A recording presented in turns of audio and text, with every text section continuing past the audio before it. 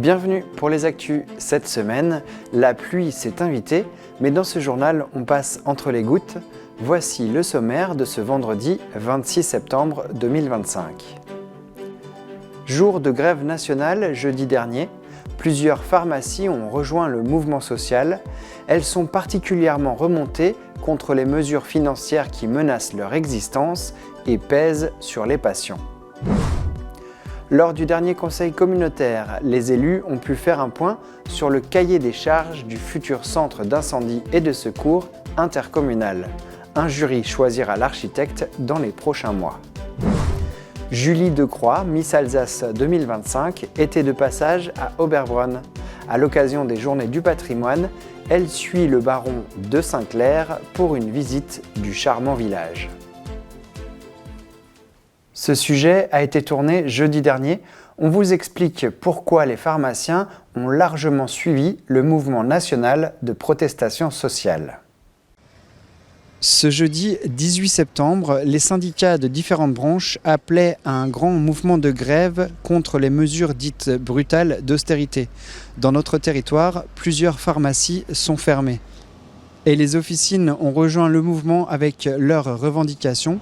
Elles demandent à ne pas doubler les franchises médicales qui avaient déjà doublé en 2024. Concrètement, cela reviendrait par exemple à payer 2 € par boîte de médicaments, avec un reste à charge médical qui pourrait aller jusqu'à 200 € par an pour les patients. Autre revendication, les pharmacies de proximité alertent sur leur existence. Suite à une décision gouvernementale, les pharmacies pourraient payer 10% plus cher les médicaments génériques, entre autres. Cela pourrait être fatal. Une pharmacie sur 3 se dit menacée. Et merci à ce journaliste. Les décisions du Conseil communautaire ont un impact sur notre territoire. Voici en quelques minutes ce qu'il fallait retenir du dernier rendez-vous. La rentrée pour les élus du Conseil communautaire s'est faite le lundi 8 septembre au Moulin Neuf de Niederbronn-les-Bains. Parmi les 15 points à l'ordre du jour, il y avait principalement le centre d'incendie et de secours intercommunal. Mais avant, un mot sur le fonds vert. Une subvention de 274 000 € a été demandée à l'État pour des opérations de transition écologique, comme ici l'isolation de l'épicerie sociale. Depuis la décision il y a 9 mois, le travail sur le centre d'incendie et de secours intercommunal avance bien. Le cahier des charges techniques a pu être présenté et validé en fonction des enjeux et des besoins. Dans les détails, il y a la localisation et la taille du bâtiment, le nombre de bureaux et d'espaces nécessaires. Donc les équipements seront dimensionnés justement pour faciliter les interventions et les exercices au quotidien. Il y aura une salle de réunion, des vestiaires, un espace pour les jeunes sapeurs-pompiers. Le bâtiment sera compact pour réduire les frais de fonctionnement énergétique. Ces prévisions se font en commun avec le service d'incendie et de secours 667. Un jury a été composé pour choisir l'architecte qui mettra tout cela en forme. Dans les échanges, il a été rappelé que cette construction, estimée à 5 millions d'euros au total, est rendue nécessaire car des interventions n'ont pas pu être réalisées et d'autres centres ont dû prendre le relais. De tête, mais c'est à peu près dans cette ordre de grandeur, 271 interventions n'ont pas pu être assurées par Niederbronn-les-Bains pour différentes raisons, soit parce que le nombre de sapeurs-pompiers n'était pas suffisant, soit parce qu'il était suffisant mais ils n'avaient pas les bonnes qualifications, les bonnes compétences. En plus, la position de l'unité territoriale actuelle fait passer les pompiers par l'un des centres-villes pour partir en intervention.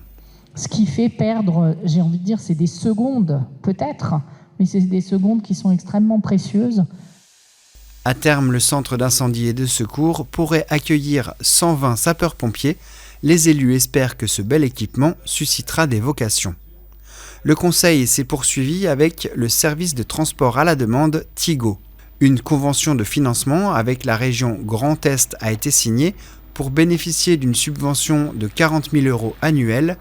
Une harmonisation est prévue, mais les élus veilleront au même niveau de service et présenteront les évolutions au prochain conseil communautaire qui aura lieu le 20 octobre. La photo de tournage a déjà fait le tour des réseaux sociaux, alors on va demander à Miss Alsace de revenir souvent pour mettre en valeur le patrimoine local.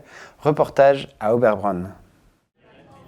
Le baron Ludwig von Sinclair est réapparu comme il le fait régulièrement à Oberbronn.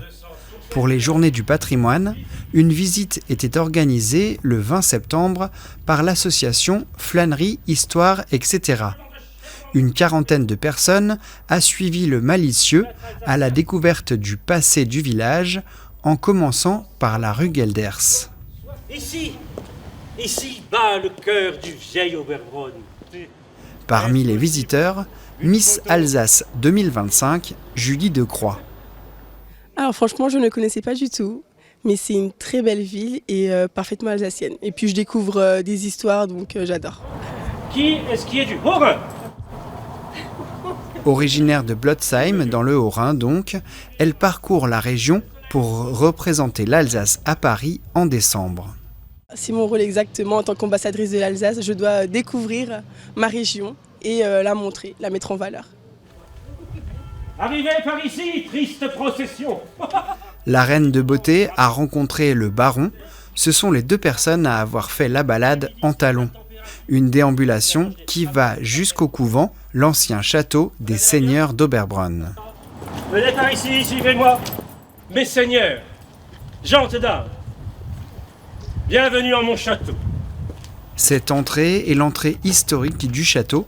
Le baron raconte en quelques mots comment la demeure est passée entre les mains de différents propriétaires au fil de bataille. Puis il est temps de repartir. De retour au centre, après une pause méritée, le geôlier accueille à son tour le groupe à l'ancien tribunal. Oh, mon seigneur, mon seigneur. Impossible. Oh, des gens modernes. Des gens modernes. Non, calme-toi. La prochaine fois que vous verrez la Miss à la télé, ce sera le 13 décembre pour l'élection de Miss France 2026. Julie se prépare en faisant beaucoup de sport. Pour me préparer physiquement et mentalement, parce que c'est important aussi le mental, je me prépare, je fais des cours de danse, des cours pour apprendre à mieux m'exprimer. Et voilà, on se prépare à fond. On doit ramener la couronne à la maison. Merci d'avoir regardé ce journal. Tout de suite, si vous ne l'avez pas encore vu, retrouvez l'interview de l'auteur de BD niederbronnois, Romain Rousseau-Perrin. À vendredi prochain pour un nouveau journal avec Lucas. Passez une bonne semaine.